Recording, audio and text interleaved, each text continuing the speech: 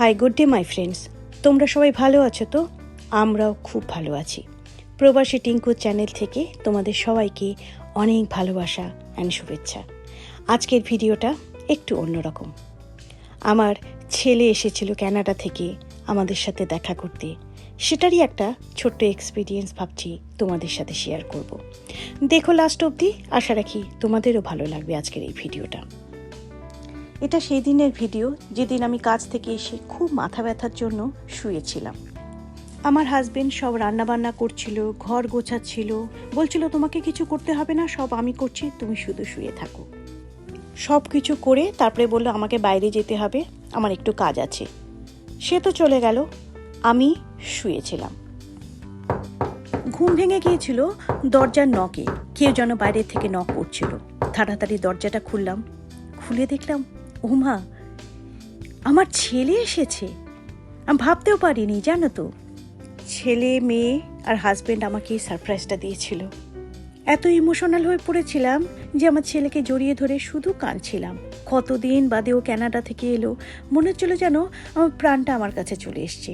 দুজনে অনেকক্ষণ দুজনকে জড়িয়ে ধরেছিলাম, দুজনে হাত ধরেছিলাম, দুজনের পাশে থেকে দুজনে একসাথে কতক্ষণ হেঁটেছিলাম, কত জায়গায় গিয়েছি, কত পুরনো জায়গা দুজনে মিলে রিভিজিট করেছি। সব সেই আগের মেমোরিগুলোকে নতুন করে যেন আবার জীবন্ত করে নিয়েছিলাম। প্রত্যেকটা মুহূর্ত একেবারে যেন স্বপ্নের মতন কাটিয়েছিলাম। দেখতে দেখতে দিনগুলো যে কিভাবে কেটে গিয়েছিল টেরই পাইনি। আর তারপরে আমরা গিয়েছিলাম একদিন ডিনার করতে। সন্ধেবেলা একটা ইন্ডিয়ান রেস্টুরেন্টে গিয়েছিলাম খেতে। আর আমার হাজব্যান্ডে খাবার বেড়ে দিচ্ছে, আর ওই সামনে যে গ্রে শার্ট পরে আছে সেটা হচ্ছে আমার ছেলে। প্রত্যেকটা মুহূর্ত যেন স্বপ্নের মতো। বাটার নান আর পনির মশালা নিয়েছিলাম, পনির মাখানি অ্যাকচুয়ালি। আমাদের যখনই আমার ছেলে মেয়ে এখানে থাকতো, এটা আমাদের একটা পেটেন্ট খাবার থাকতো, আর স্পেশালি এই রেস্টুরেন্টে এসে। তো এখানে এসে আমরা খাচ্ছিলাম, খেয়ে আবার মেয়ের সাথেও ভিডিওতে কথা বললাম। সব মিলিয়ে একটা অদ্ভুত মুহূর্ত কাটিয়েছি। রেস্টুরেন্টে খাওয়া তো মাঝে মধ্যেই হয়, কিন্তু যখন এরকমভাবে নিজের প্রাণের টুকরোর সাথে বসে, নিজের ছেলে মেয়ের সাথে বসে, হাজব্যান্ডের সাথে বসে এরকম করে সময় কাটানো যায়, তখন সেই খাবার যেমনই হোক না কেন তার টেস্টটা যেন অন্যরকম।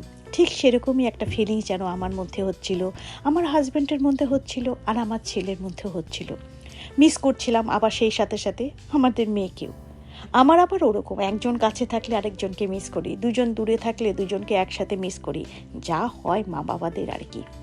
তো এই করতে করতে খাওয়া দাওয়া সেরে আমরা, এই হচ্ছে 5 রিভার্স বলে যে ইন্ডিয়ান রেস্টুরেন্টটা, সেটা খাওয়ার দাওয়া সেরে আমরা তখন গাড়ির দিকে রওনা হলাম বাড়িতে ফিরবো বলে। আর সেদিন খুব বৃষ্টিও পড়ছিল, বুঝতেই পারছো রাস্তাঘাটগুলো সব ভেজা রয়েছে। আর এক ঝলক দেখে নিলাম এই জায়গাতে হয়তো আবার আসবো আমার হাজব্যান্ডের সাথে, কিন্তু মনটা খারাপ লাগছিল যে আবার কবে আসবে আমার ছেলে, তখন আবার ছেলেকে নিয়ে আসবো। এই এক একটা মুহূর্ত খুবই ইমোশনাল যে কোনো মা বাবার জন্যে, আর আমাদের জন্য তো খুবই ইমোশনাল প্রত্যেকটা মুহূর্ত। মনে হচ্ছিল যেন সময়গুলো যদি আরেকটু লম্বা হতো, সময়গুলোকে যদি কোনো কারণে যদি একটু ফ্রেজ করে রাখতে পারতাম, তাহলে হয়তো অনেকটা সময় কাটানো যেত। But on the other hand খুবই গ্রেটফুল যে এখনও ছেলেমেয়ে যখন আসে তখন শুধু আমার আর আমার হাজব্যান্ডের নয়, আমার ছেলেমেয়েরও কিন্তু ঠিক সেম ফিলিংসটাই হয় যে আহা, সময় যদি আরেকটু আটকে রাখতাম। এটাই আমাদের জীবনের সব, যে কোনো মা বাবার জীবনে, তাই না? তো রাতও হয়ে গিয়েছিল, খাওয়া দাওয়া সেরে বাড়িতে যখন যাচ্ছিলাম ভাবলাম সে সময় একটু ঝলক রাস্তার, টাউনের একটু ক্যাপচার করি, আর সেটাও তোমাদের সাথে শেয়ার করি। আর তখন অ্যাকচুয়ালি ও এসেছিল যখন, তখনও নিউ ইয়ার কিন্তু হয়নি, কাজেই কিছু কিছু বাড়িতে আবার ফেরি লাইটসের ডেকোরেশনও সাজানো ছিল। দূর থেকে আমাদের বার্টের ট্রেনটা যাচ্ছে, যে ট্রেনটাকে আমরা বার্ট বলি, লোকাল ট্রেন আর কি, সে ট্রেনটা যাচ্ছে। ছেলে আর বাবা মিলে বসে বসে গাড়িতে কত রকম সব কথাবার্তা বলছিল। আমিও সেই সব কথা কিছুটা জয়েন করছিলাম, আর কিছুটা মুহূর্তগুলোকে ক্যাপচার করে রাখছিলাম, যাতে যখন ভিডিও করব তখন সেই মুহূর্তগুলোকে আমি আবার রিভিজিট করতে পারি। আমাদের বাড়ি ওই পাহাড়ের ওপরেই, যার জন্য যখনই চলাফেরা করা হয় এরকম একটা রাত্রিবেলায় ভিউ পাওয়া যায়। দেখতে দেখতে আমার ছেলের যাওয়ার দিন হয়ে গিয়েছিল।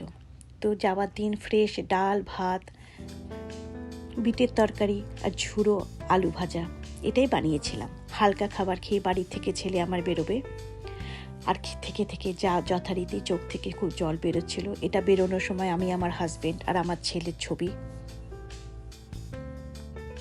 তারপরে রওনা হলাম এয়ারপোর্টের দিকে ছেলেকে ছেড়ে দিতে। বুকটা ব্যথাতে ভরে যাচ্ছিল, মনটা খুব খারাপ হচ্ছিল। ছেলে আমাকে থেকে থেকে জড়িয়ে ধরছিল, বাবাকে থেকে থেকে জড়িয়ে ধরছিল। আপনজনদের যখন সি অফ করা হয় সেটা খুব পেনফুল, আর যেটা কি না ভিডিওতে ক্যাপচার করা যায় না, মুখে বলেও বোঝানো যায় না। And that is the only reason আমি অনেক মুহূর্ত কিন্তু ভিডিওতে ক্যাপচার করতেও পারিনি। কিছু কিছু ছবি গুগল থেকে নিয়ে হয়তো সেটা শুধু কাহিনীটা তোমাদের বোঝানোর জন্য দেখিয়েছি, বিকজ এমন একটা ইমোশনাল মোমেন্ট থাকে যেটা ক্যামেরাটা ধরার কথা মনেই থাকে না। আর সেই সব সময় শুধু নিজের ভেতরে নিজের মধ্যে যেন ইমোশনটাতে বিলীন হয়ে যাওয়া হয়।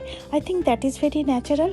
কাজেই কিছু কিছু গুগলের ফটো তোমরা যদি দেখে থাকবে কিছু মনে করো না, শুধু তোমাদেরকে আমার ফিলিংসটা কেমন সেটা বোঝানোর জন্যই আমি আজকের এই ভিডিওটা আনলাম।